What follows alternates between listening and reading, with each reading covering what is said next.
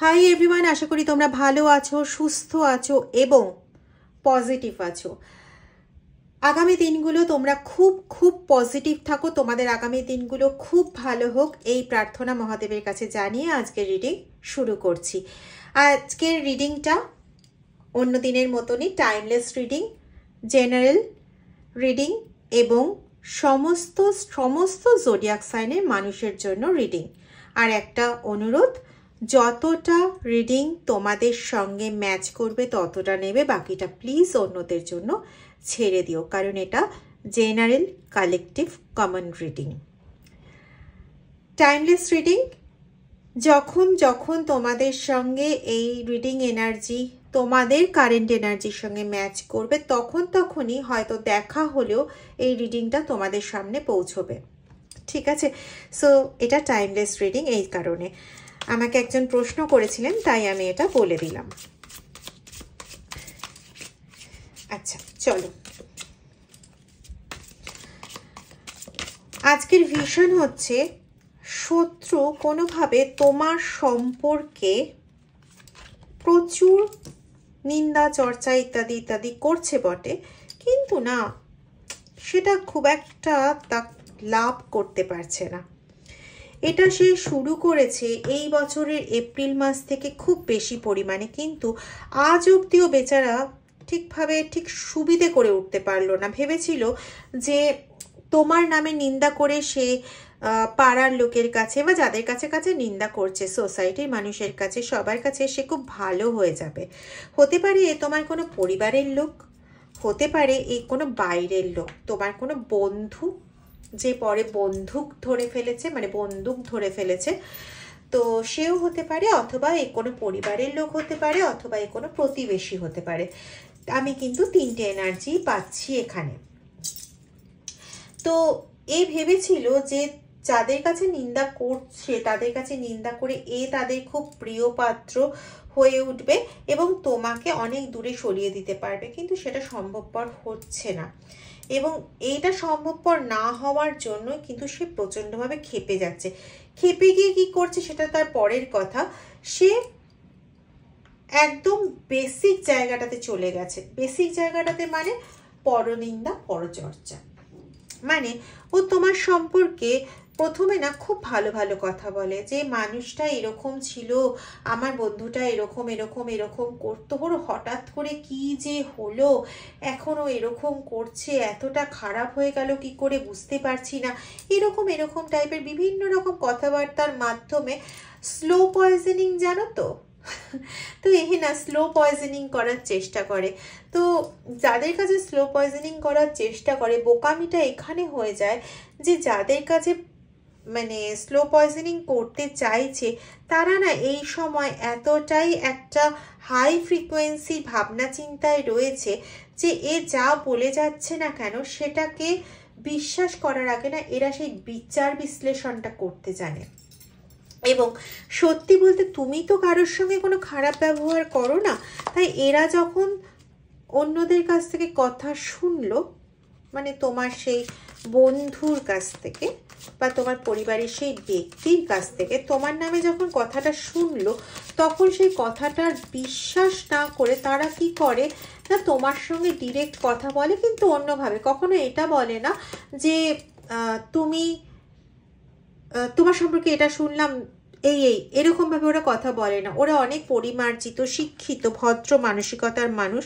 তো ওরা বিভিন্নভাবে না ঘুরিয়ে তোমার সঙ্গে কথা বলে এবং কথা বলে দেখে যে তোমার সঙ্গে কথা বলে ওরা কিন্তু আনন্দই পাচ্ছে, এনজয়ই করছে। ঠিক আছে? ওদের সেই সময় মানসিক শান্তিটাই লাভ হচ্ছে। তো সেখানে তোমার বিরুদ্ধে ভাবার তো কোনো প্রশ্নই ওদের কাছে আসে না এবং ওরা তখন বুঝে যায় যে তোমার নামে উল্টোপাল্টা কথা বলাই ওনার উদ্দেশ্য ছিল। ঠিক আছে? অনেক সময় এরকমও ঘটে, হয়তো ধরো পাড়ার 5-6 জন ব্যক্তি বসে আছেন এক জায়গায়, তো তোমার সেই বন্ধু বা পরিবারের সদস্য তাদের মধ্যে ঢুকে বিভিন্ন রকম কথা বলার চেষ্টা করলো। কথাগুলো সবাই শুনলো, তাদের মধ্যে যে কোনো 1 জন বা 2 জন তোমার সঙ্গে দাঁড়িয়ে নর্মাল কথাবার্তা বলে তারা বুঝে গেল আসল ব্যাপারটা কি ছিল, গিয়ে তারা ওদের সবার মধ্যে সেটা ছড়িয়ে দিল। যে না রে আদৌ ব্যাপারটা এরকম না, ও এসে মিথ্যে কথা বলে গেছে। একটা নাম হঠাৎ করে মনে এলো, কিষান কিশোর, এরকম টাইপের, জানি না তোমাদের কারোর পরিচিত কেউ কিনা। যাই হোক, ও এসে ভুলভাল কথাবার্তা বলে গেছে, ঠিক আছে। এবং ওরা কিন্তু দেখো একটু আগে যেটা বলছিলাম, গ্রাস ওভারে কার্ড এসছে, আশা করি নিচটা পড়তে পারছো। Situation in the balance that require careful handling. তো তুমি কখনো না মানে কি বলবো, উন্মত্ত হয়ে গিয়ে ওদের সঙ্গে খারাপ ব্যবহার করনি, যার জন্য তোমার জন্য এটা খুব ভালো একটা জায়গা হয়েছে যে তুমি ওদের সঙ্গে যেহেতু কোনো খারাপ ব্যবহার করনি, তো ওরা তোমার সম্পর্কে বা তোমাদের সম্পর্কে কোনো খারাপ ভাবনা ভাবেনি, আর ভাবার সুযোগটাও ওরা পায়নি।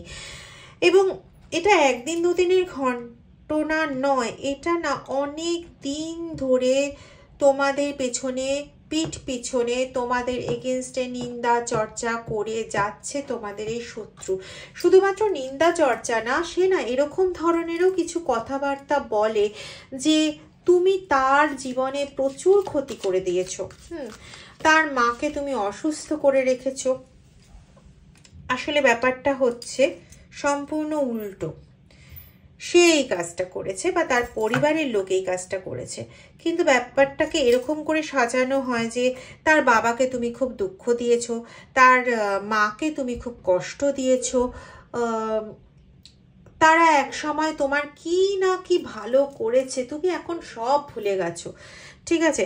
তুমি হয়তো তোমার কোনো লেখা বা কোনো পোস্ট, যেটা ও অ্যাকচুয়ালি বুঝেছে যে ও কিসের জন্য পোস্টটা তুমি করেছো, কিন্তু সেই পোস্টটাকেই তোমার এগেনস্টে ব্যবহার করার এতটুকু সুযোগও সে ছাড়েনি, হ্যাঁ, বরং সেটাকে এডিটিং করে, মানে নিজের মনে এডিটিং করে, তোমার পোস্টকে তো ধরে ডিরেক্ট এডিটিং করতে পারবে না, বা তোমার কোনো লেখাকে ধরে ডিরেক্ট এডিটিং করতে পারেনি, কিন্তু সে না তোমার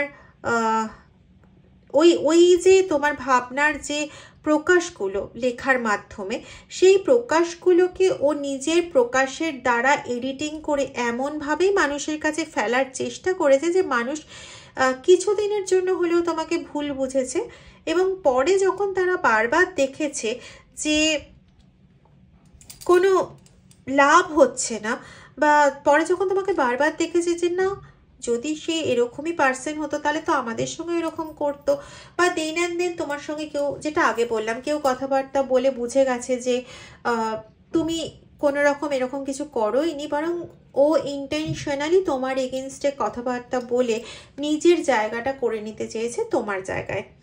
তো এটা একাদিন ঘটেনি, দেখছো চেনের একটা কার্ড এসছে, এনার্জি এসছে। তো এখানে না একই ধরনের ঘটনা বারংবার এই মানুষটি ঘটিয়ে গেছে, এবং কিছু ক্ষেত্রে এরকম পাচ্ছি যে এই মানুষটির পরিবারও এই ধরনের ঘটনা ঘটানোর পেছনে যথেষ্ট সাপোর্ট করেছে, যথেষ্টভাবে।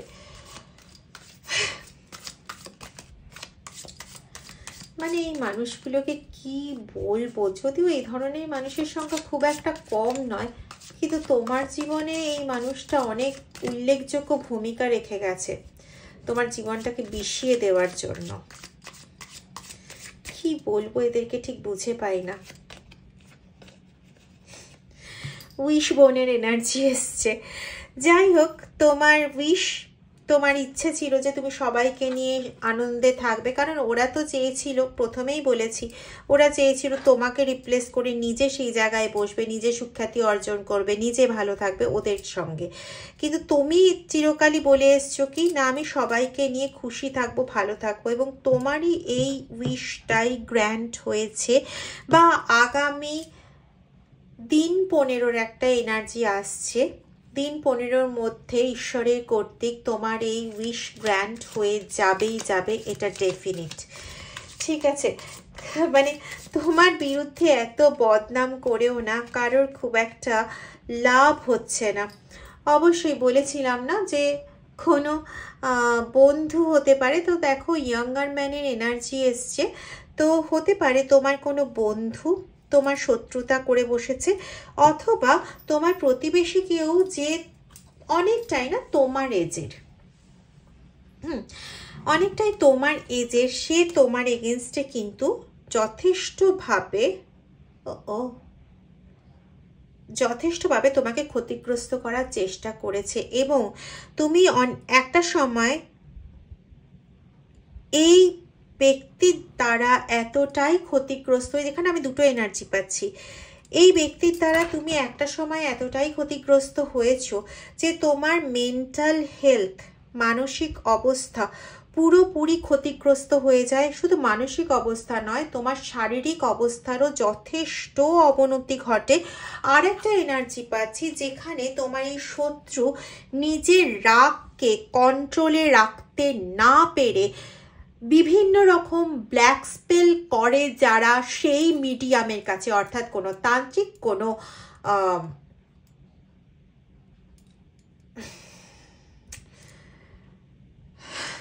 কোনো রকম অঘরী, এদের কাছে গিয়ে তারা এই কাজগুলো করিয়ে এসছে, যাতে তোমার শারীরিক অবস্থার যথেষ্ট অবনতি ঘটেছে। মানে এখানে দ্বিতীয় কোনো বক্তব্যই নেই, তোমার শারীরিক অবস্থার যথেষ্ট অবনতি ঘটার পেছনে এরা কিন্তু যথেষ্টভাবে রেসপন্সিবল। শুধুমাত্র তোমার শারীরিক অবস্থা নয়, মেবি তুমি কেরিয়ারের দিক থেকেও প্রচণ্ড পরিমাণে ভালো, এবং তোমার কেরিয়ারকে শেষ করার জন্য এরা কিন্তু কোনো রকম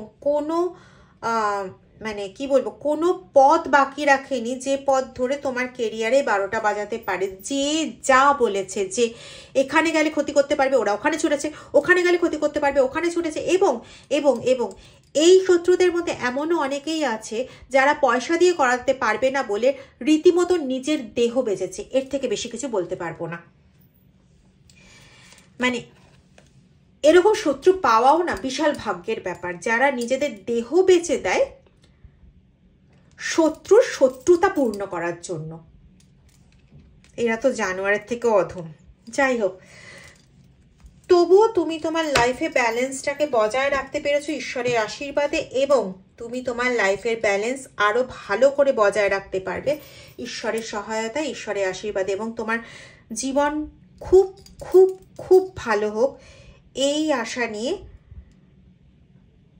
আজকের রিডিংয়ের শেষে এই আশাটাই রাখবো। যদি রিডিংটা ভালো লেগে থাকে তাহলে প্লিজ লাইক করো, শেয়ার করো এবং সাবস্ক্রাইব করো। যদি সম্ভব হয় না ভিডিওটা তোমাদের সোশ্যাল মিডিয়াতে বা কোথাও, যদি তোমাদের পক্ষে তোমাদের ইচ্ছে হয় তাহলে প্লিজ একটু শেয়ার করে দিও। Thank you very much.